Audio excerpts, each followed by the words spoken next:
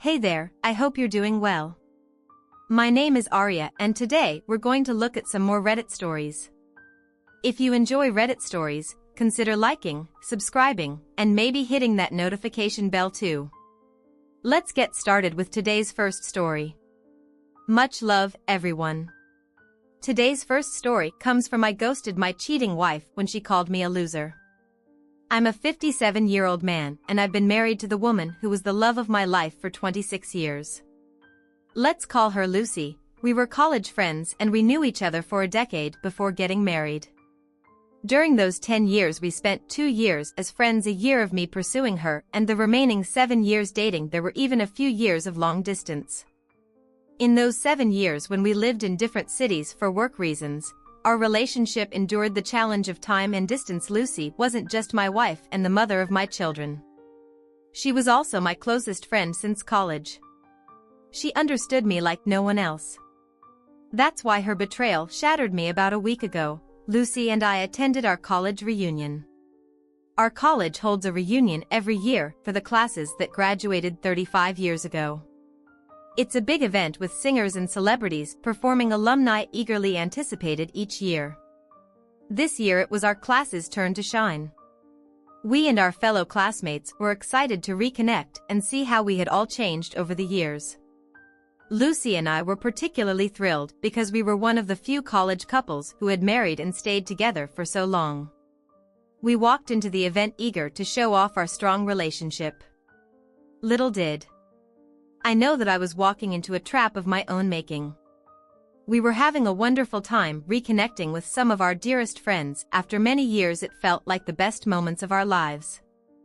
Until someone approached us. We'll call him Rick. Rick had always been an admirer of Lucy, and everyone in our class was aware of his deep affection for her. Lucy was one of the brightest students in our class and, like any other attractive woman, she had her share of admirers in college. Yes, I was one of them too. However, Rick was not the type to just flirt, take a chance and move on. If the girl wasn't interested, he was the persistent type. He pursued Lucy throughout college and beyond. He didn't give up, even though he knew she was dating and in love with me. I've always been a secure partner and didn't let his advances affect our relationship. Rick, along with everyone else, knew that Lucy was way out of his league, but he never stopped trying. I remember when Rick found out that Lucy had married me, he actually texted me and claimed that Lucy had made a mistake. He went on to say that he hoped I would care for her as much as he would have Lucy, and I simply laughed at his childishness and romantic notions. We hadn't heard from him or spoken to him since that day, until the day of the reunion when Rick approached us. We thought he would have moved on by now, considering it had been 35 years since college and 26 years since our marriage. However, to our surprise, he was still fixated on Lucy. He greeted all of us with hugs and we reciprocated. However, Lucy opted to shake hands with him, because his intense gaze made her uncomfortable. He took a seat across from Lucy and gave her an odd and intense stare which didn't go unnoticed by anyone. I couldn't help but ask if he had brought his family to the reunion party. He replied that he was single. He mentioned that he had been briefly married in his 40s but had gotten divorced. I expressed my sympathy, saying I'm sorry to hear that, to which he responded dramatically, "Well, yes, you should be sorry. You stole my love," followed by a burst of hysterical laughter. If I were in my 30s, I might have considered physically confronting him, but as we're approaching our 60s, such things no longer hold much importance. Besides, Rick isn't the intimidating type, he's more of a sleazy loudmouth guy. You wouldn't pick for sports. Even though everyone heard his joke, no one responded and you could feel others becoming uncomfortable, so we mostly brushed it off. However, Lucy became noticeably quiet. Nancy, as our close friend from college, took Lucy aside. We tried to lift her spirits, encouraging her to forget about the troublemaker and enjoy the rest of the evening. Knowing that Lucy tends to overthink things, we both attempted to ease her mind. Suddenly Rick approached us out of the blue. I suspect he had been keeping an eye on us all along, to our surprise. He apologized, stating that he hadn't meant to upset her. Instead, he claimed he wanted to make her feel happy that, despite the years of separation and the effects of aging on her appearance, she still had an admirer. I couldn't tolerate his cheesy words and told him to back off. He expressed genuine regret about causing discomfort. Lucy asked him to leave us alone, but he insisted that Lucy forgive him, so we could enjoy the last gathering of our lives.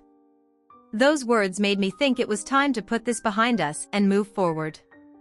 That night was undoubtedly the final occasion for us to meet our old friends and classmates. So there was no point in dwelling on the past. Lucy hugged him and urged him to move on from her and let it go. We all hugged and headed to the dance floor to have fun at the party. Others joined us and it turned into an enjoyable time later on. I noticed Nancy and Lucy talking to Rick, who was standing beside them. He was engaging in conversation and dancing in a comical manner.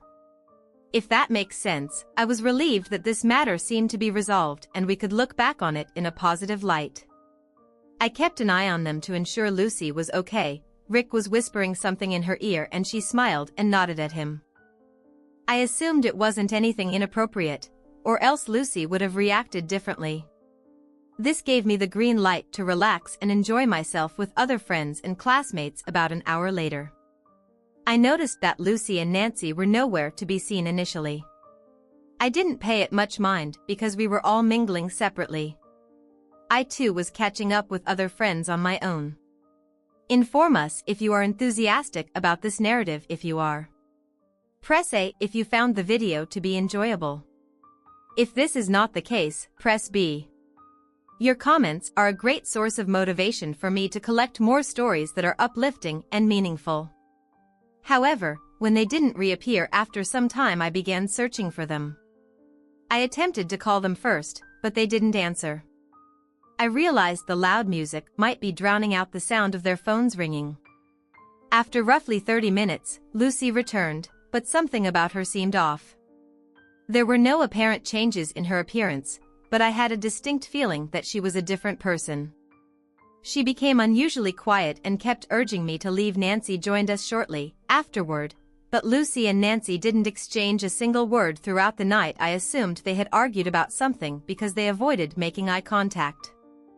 I repeatedly asked Lucy why she seemed irritated and wanted to leave early, but she remained silent. I wanted to stay until the end of the party, but Lucy insisted we leave early. Lucy remained silent throughout the entire journey back home, which lasted over an hour. I kept inquiring if she was okay, and she replied that she was just tired and needed rest. It left me feeling uneasy, because she's usually the one brimming with energy, and seeing her upset without knowing the reason worried me. I asked if it had anything to do with Nancy, but she simply replied with a no, providing no further explanation. I assumed she was exhausted and left her alone when we arrived home. While most of our friends were posting happy pictures of the evening and chatting on social media, expressing their joy at the reunion and lamenting the possibility that it might be the last, Lucy slipped into bed with her eyes closed. I suppose she wanted me to believe she was asleep. Why do I say that it was almost 2:00 a.m. when I went to bed utterly tired? I fell asleep as soon as I hit the mattress. I'm not sure how long I had been asleep.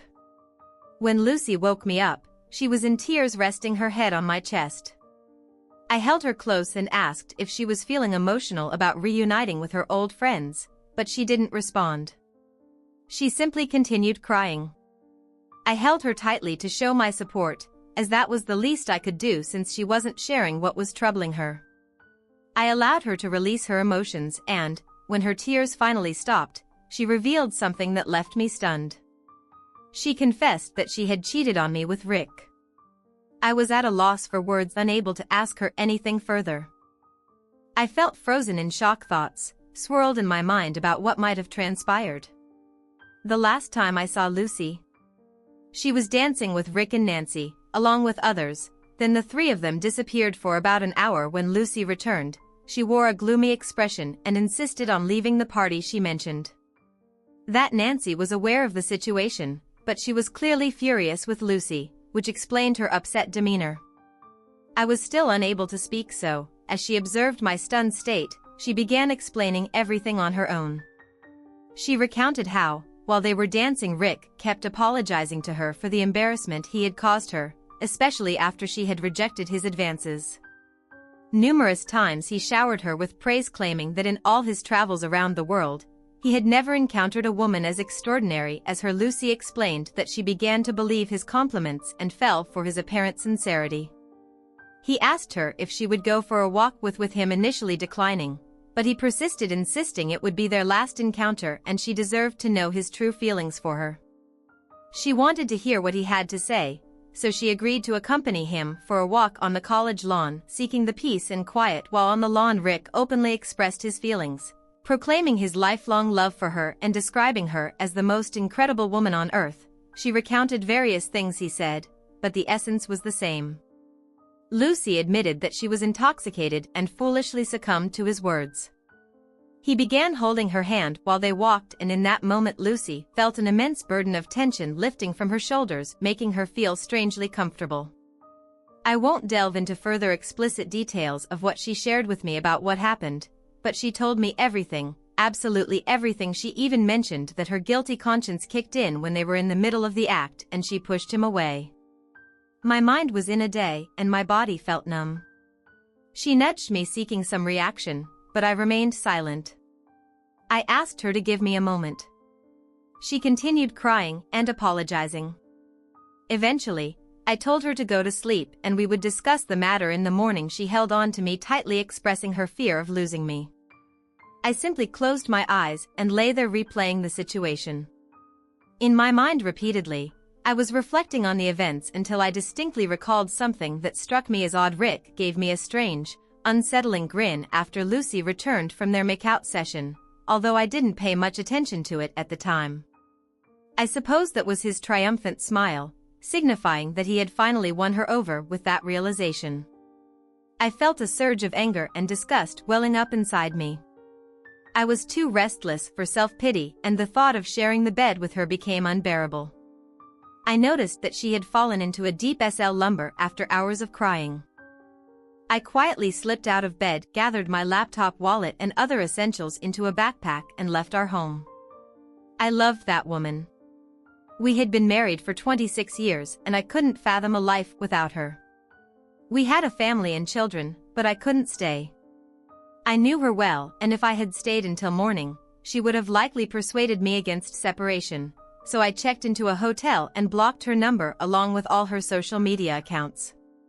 It was already sunrise by the time I managed to fall asleep around 800 or 900 a.m. My phone started ringing incessantly with calls from my children. Lucy and I have 2 kids, a 24-year-old son and a 21-year-old daughter. Both of them are in college and live on the same campus. Now, after reading numerous stories, I realize I made a hasty decision to ghost Lucy that very night. I should have planned more carefully for my next steps to maintain control of the situation. I've come across stories where people pretended to act normal with their cheating partner, while secretly plotting revenge and eventually exposing the affair. However, in my case, I couldn't have acted normally with Lucy. After what she had done, she was not only my spouse, but also my closest friend, my better half in every sense. Even if I had attempted to deceive her, she would have seen through it immediately, and I couldn't bear to pretend in front of her. The idea of Lucy cheating on me was the last thing I ever expected. So I had never devised a plan for how to handle such a situation.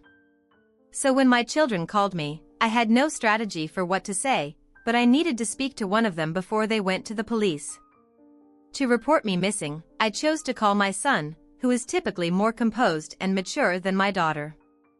I informed him that there was no gentle way to break the news other than to tell him that his mother had cheated on me the previous night with her former lover or admirer, stalker, or whatever you want to call him.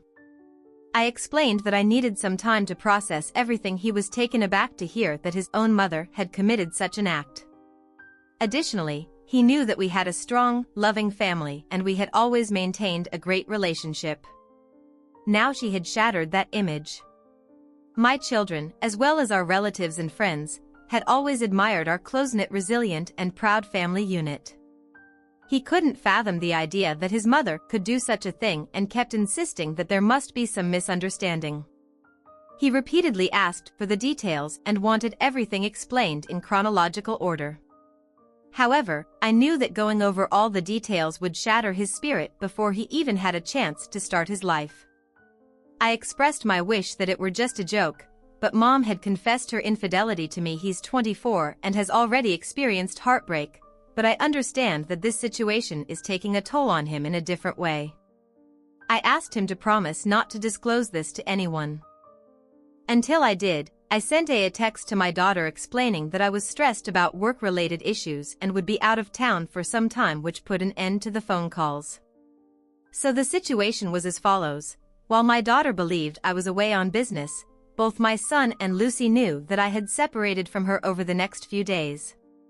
I spent time online searching for the best lawyers and seeking a solution to my problem. That's when I came across one of these online communities, where many men had experienced a similar fate to mine. I read about how they had planned their revenge and taken action against their cheating partners, including their anger towards the affair partner. I understand their feelings. I truly do, but seeking revenge on Lucy is the last thing I would consider in life. I still love her deeply, and I would be lying if I said I could destroy her life in such a way. I don't want to, but I also cannot be with her again. Reconciliation is not an option for me. I'm unsure how I'll navigate this situation or if I'll ever recover from it. I have numerous responsibilities to handle: my work, my children, my assets, and more. I've scheduled an appointment with a lawyer for tomorrow, and I'll see what advice they have to offer. I'll provide an update as soon as I make progress. Hey everyone. Thank you for all the support. While reading your comments, I realized that I missed sharing some important information. Both Lucy and I were management consultants, but in our late 40s we both left our full-time jobs. Lucy pursued her long-standing passion for writing, and I became a business consultant for startups as a self-employed individual. I don't have a fixed workplace. One of you mentioned concerns about Lucy potentially showing up at my workplace. Since I occasionally work from home or visit clients' offices, I consult for multiple clients simultaneously. So far, Lucy hasn't been able to locate me, as I mentioned earlier. I'm approaching 60 and we've been planning our retirement for a long time. We've been saving up to purchase a beach house in the countryside for our retirement years, with plans to buy it next year. We've even identified some properties and have been in discussions with property owners. Fortunately, we haven't made the purchase yet, otherwise it would have presented a different set of challenges. Lucy has been trying to contact me ever since I ghosted her.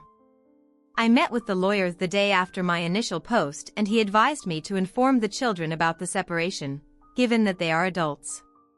We also discussed the division of property, and I've decided to split it evenly between Lucy and myself. No, my retaliation wouldn't involve depriving Lucy of her wealth. She's entitled to half of our assets, and she's earned it. She's also entitled to the separation, which she too has earned. I understand her very well. She might be willing to relinquish her claim to the wealth to reconcile and keep our family together, while the divorce paperwork was being prepared. I met with my children. I asked my son to discreetly bring his sister to a restaurant without revealing that I would be there. He agreed. My daughter's reaction was intense. The moment she saw me, she bombarded me with questions. One of her questions was whether I was cheating on Mom, as she knew I had cut off contact with her. She was visibly upset, which pained me, but I had to remain strong for them and for what I was about to disclose. I calmed her down and reassured her that I wasn't involved with anyone else. Then gradually, I disclosed the truth to them. Although my son was aware of it, he didn't know about my next steps. My daughter was devastated to learn that her mom had cheated on me. She had been living with Lucy for the past 15 days since I left the house. She hugged me and apologized for being angry with me. They both inquired if I could consider giving our marriage another chance, but I made it clear that I was pursuing a divorce.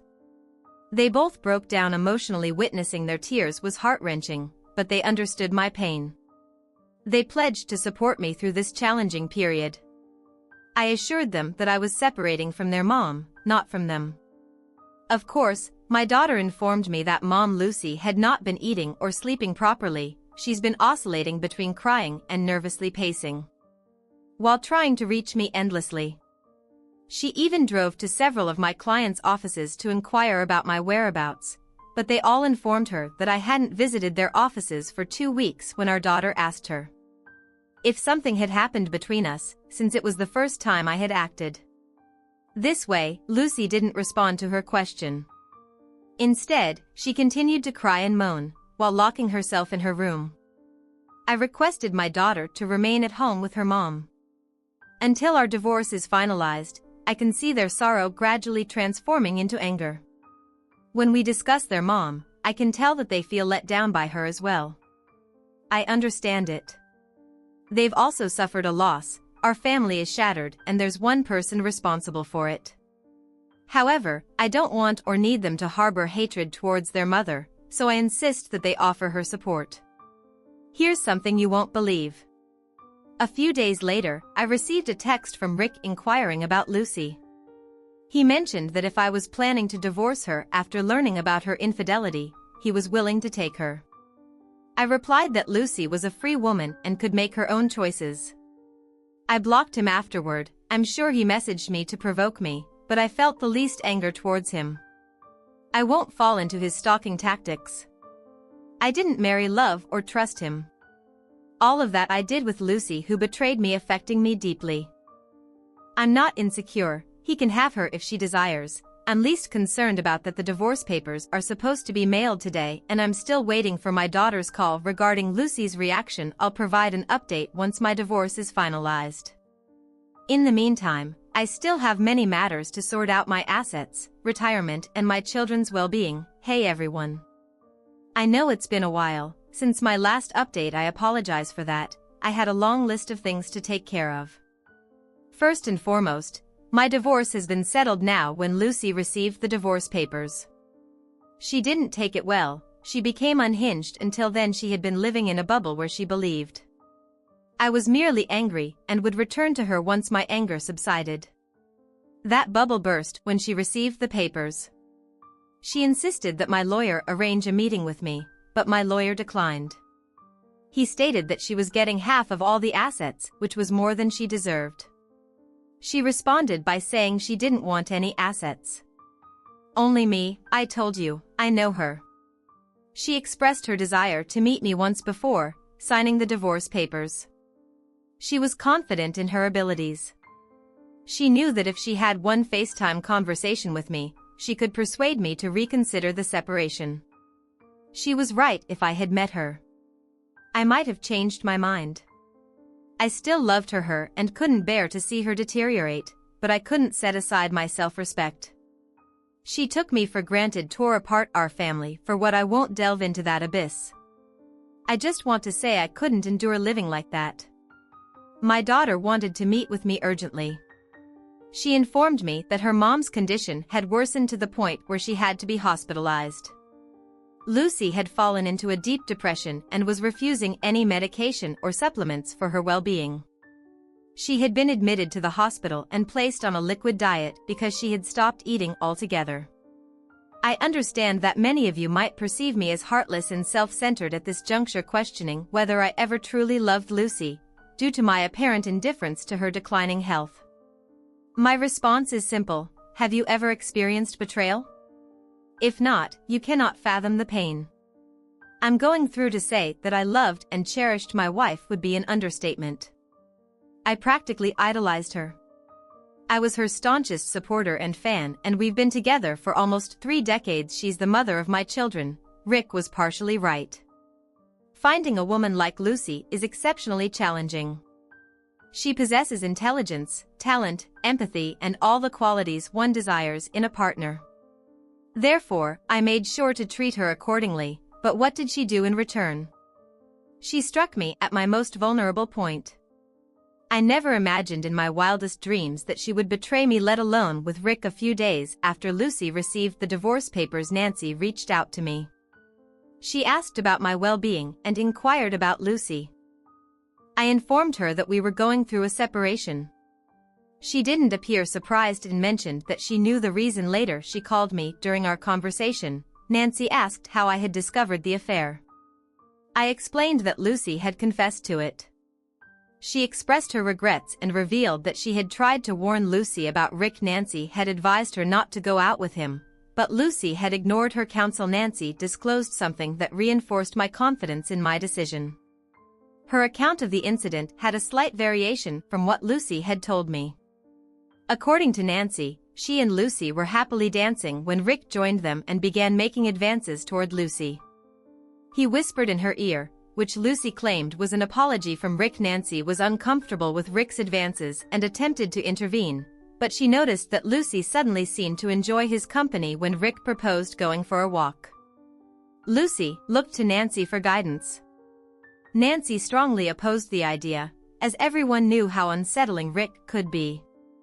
However, after some time, Lucy excused herself and went for a walk with Rick. Nancy wasn't too bothered by this, because Lucy had also expressed interest in going with him. Nancy was having a good time with other friends when she realized Lucy hadn't returned. Concerned for Lucy's safety, she went out to search for them. Can you believe where she found them? In the changing room of the college swimming pool?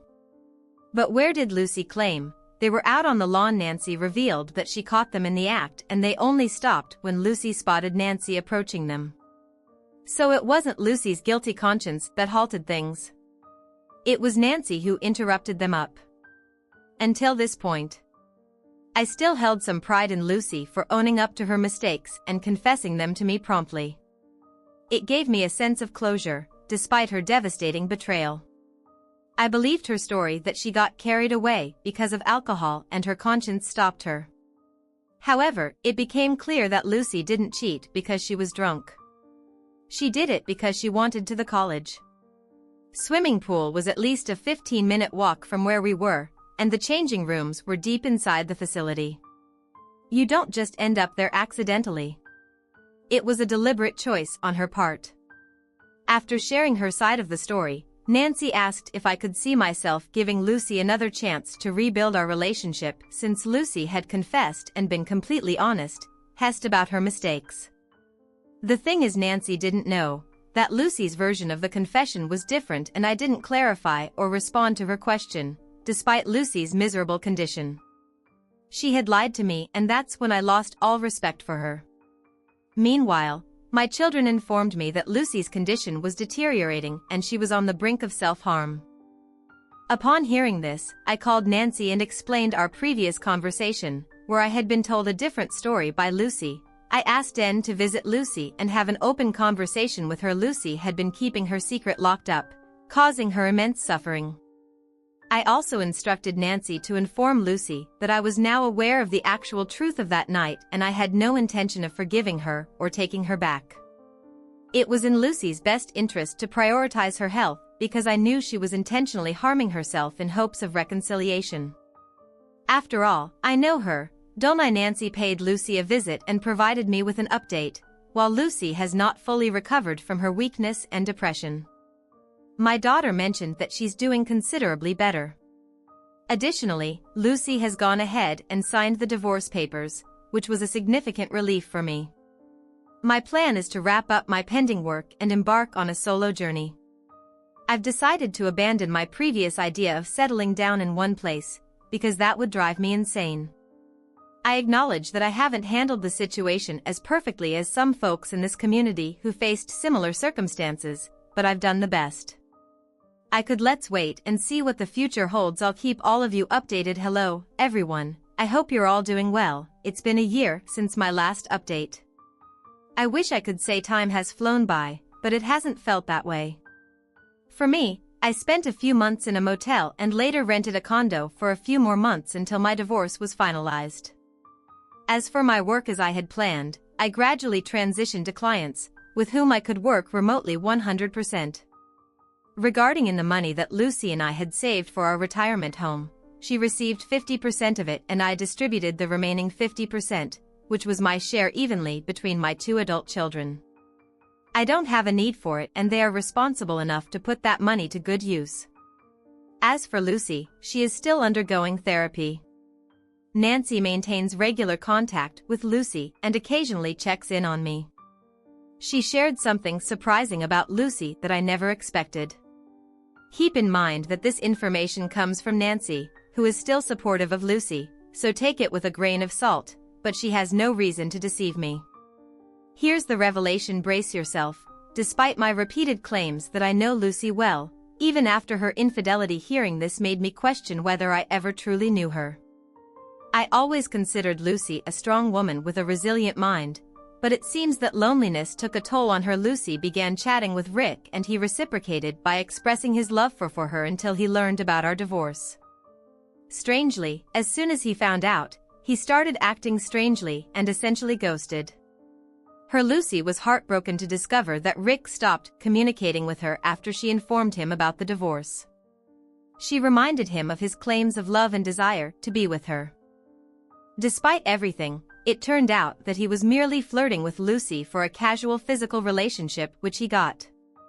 He stated that he couldn't commit to a marriage or any emotional relationship with Lou, because she's such a strong-willed woman. For those who know Lucy, it's nearly unbelievable that she pleaded with Rick for a relationship she couldn't have stooped lower because everyone knew Rick to be unsavory. Rick revealed his true intentions by admitting that he was only interested in a physical relationship, while Lucy sought emotional support, not just physical intimacy. He mentioned having a live-in partner and being content with that arrangement. It appears that all of his love and admiration were insincere. When Lucy and Rick had a disagreement, he concluded it with a hurtful remark. He indirectly taunted Lucy by suggesting that he had succeeded in deceiving her. He claimed that he thought Lucy was intelligent, yet he managed to trick her, implying that he was the cleverer of the two. This caused her to sink deeper into depression, as she had lost everything by falling for his deceitful lies. The last update I received about Lucy was a couple of weeks ago. My daughter had been staying with Lucy since I moved out of the house. She needed someone's company to help her cope with her depression. However, after living with her for a year, my daughter realized that she could no longer coexist with Mom, as Lucy had become extremely difficult. Lucy, who was once emotionally resilient, has transformed into an insecure and erratic individual who constantly seeks the presence and attention of others.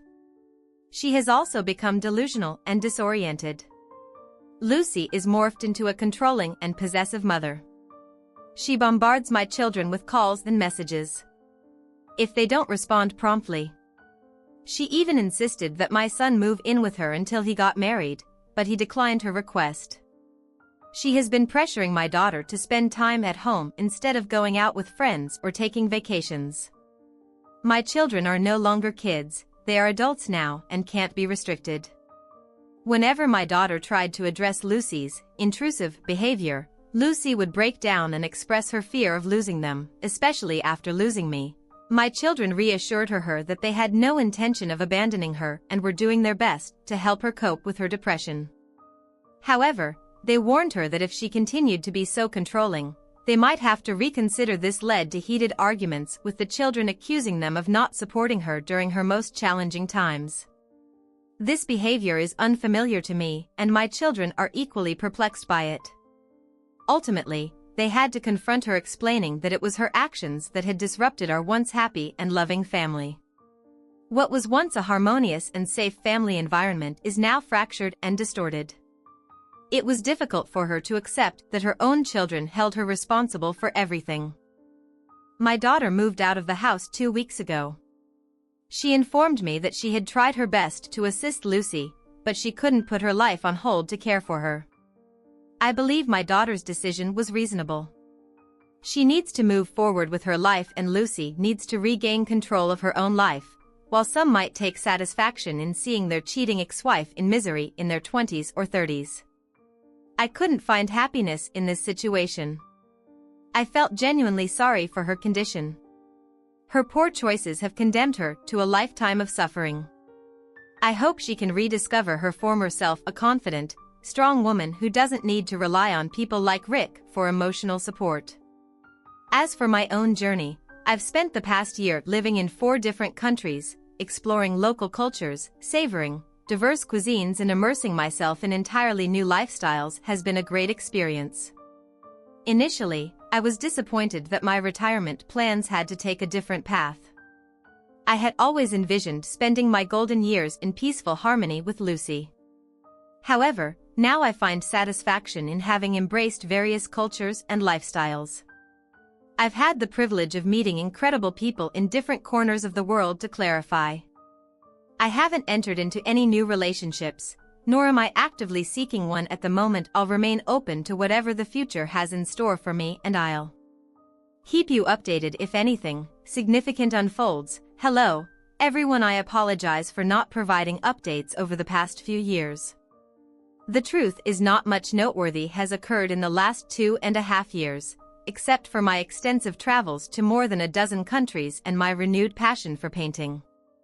Initially, I initiated this thread to share my story about my cheating wife, and there didn't seem to be a point in updating it with my travel experiences, so I refrained from doing so.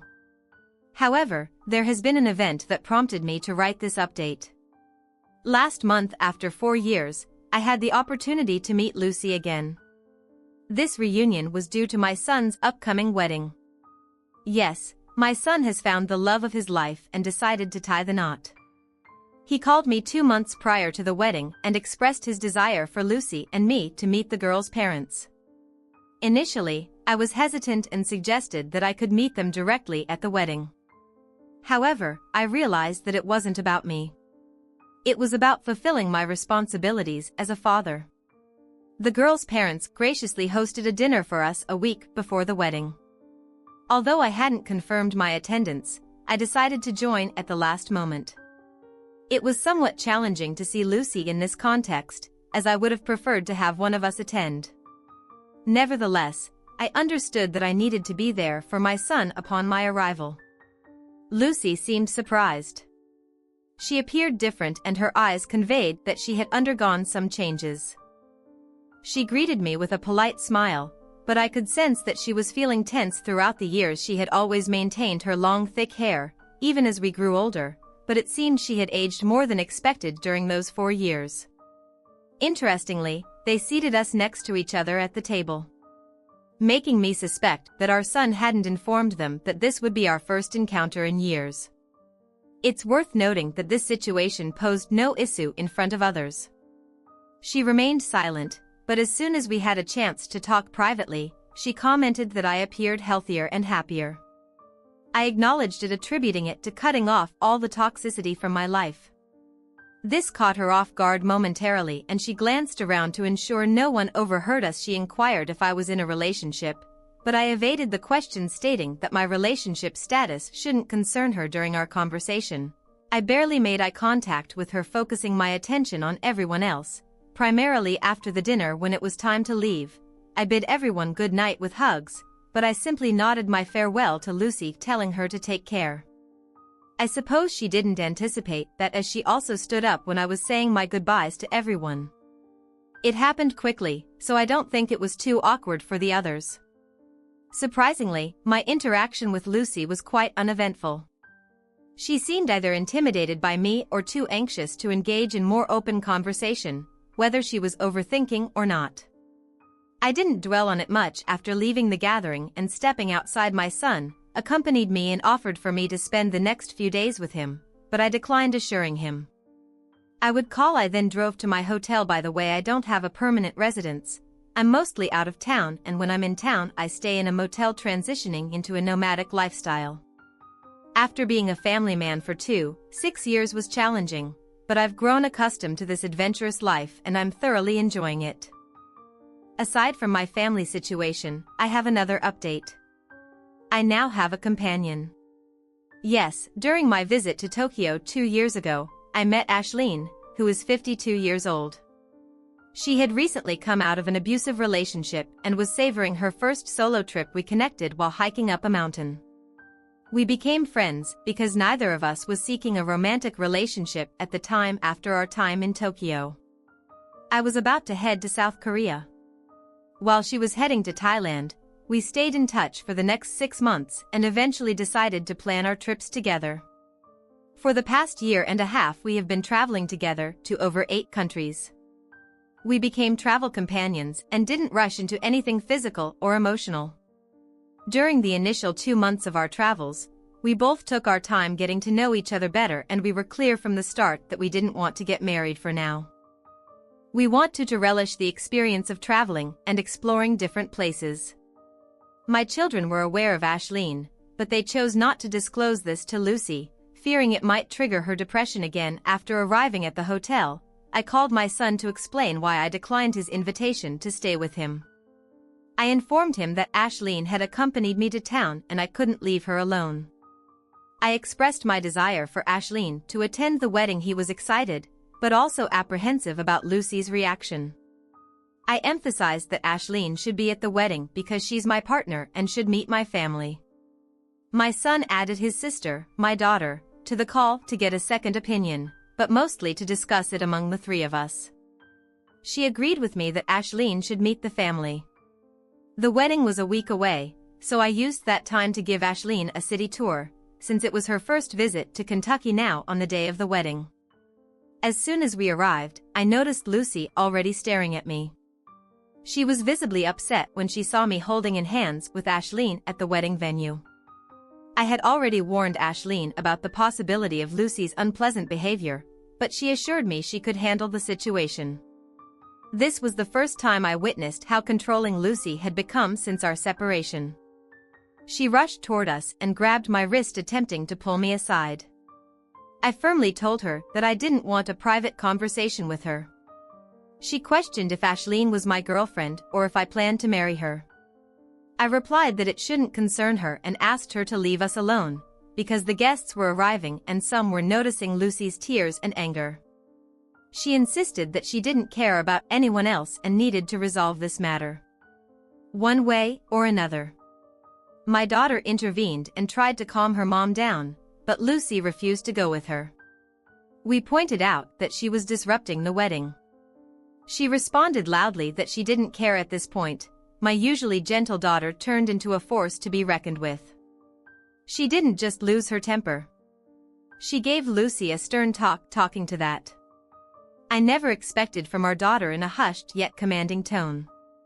She told her mom, "Yes, Mom, you were supposed to walk into the wedding on Dad's arm and be with Dad, but you chose to be with some random guy, so either accept it and move on right now, or I'm going to make sure you're kicked out of the wedding before it even begins." I almost wanted to intervene, as it's natural for a parent to do so when they see their child in distress, but my daughter was tougher than I could ever be when it came to her mom. As she pointed her finger at Lucy and meant every word, I felt the tension in Lucy's grip on my wrist release. I saw Lucy's face quiver as she let go of me, and she stared at me for 3 seconds. During that time, her expression shifted from anger to betrayal, to sadness. She didn't say a word, but her face revealed a whirlwind of emotions. After this, Lucy walked away. Needless to say, she didn't introduce herself to Ashleen on a positive note. My daughter apologized to Ashleen, who then hugged us. I reassured her that there was no need to apologize. My daughter is strong and I'm proud of her. I could see that my daughter was emotional when she said, "It's on her, Dad, we've suffered enough. She needs to move on or leave you alone." Lucy had made everyone's life miserable, yet she had expected sympathy and care from some friends over the years. My children don't have a family home to gather in for special occasions, and I acknowledge my responsibility for that during the rest of the wedding. Lucy grew increasingly upset that our children were supportive of me. She either stood in a corner or appeared more excluded than a mother of the groom should be. She didn't even join us for the family photo. Nancy called me a few days ago and mentioned that Lucy had taken this as a blow to her ego. Seeing me move on in life so quickly, while she remained single, I told Nancy that my children and I are done with Lucy's drama and she's on her own. She can do as she pleases. I just want to enjoy the remaining years of my life in peace. I'm considering staying closer to my kids and providing them with a family home to gather peacefully, even though they're grown up. This wedding made me realize that a new stage of life is approaching and I might become a grandparent. However, I won't be sharing that with Lucy, and I'm perfectly fine with that. We'll see if Ashleen is willing. When the time comes.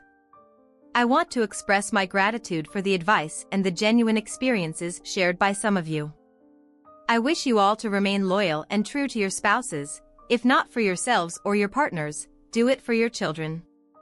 Life is good, and there's always more to enjoy. Take care. I'm going to turn this one over to you. What do you make of this situation? Share your thoughts in the comments below, and as always, a huge thank you from the bottom of my heart for getting involved in today's stories. Your love, support, and time mean the world to me. So, thank you so much for being part of this. I really appreciate your time. I'll see you in the next one. Take care and much love.